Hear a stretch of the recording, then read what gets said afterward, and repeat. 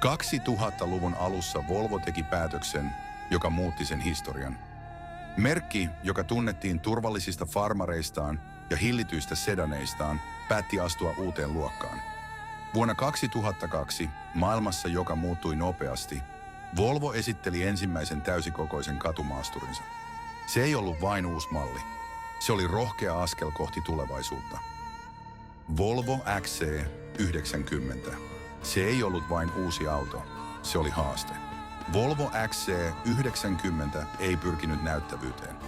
Se tarjosi jotain syvempää, turvallisuutta, tilaa perheelle ja pohjoismaista tyyliä, joka puhuttelee hiljaisuudellaan. Sen muotoilu oli puhdas.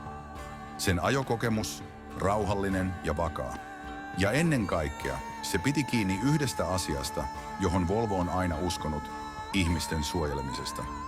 Volvo XC90 tuli uusi mittapuu perheautolle. Näin alkoi tarina yhdestä Volvon ikonisimmista malleista.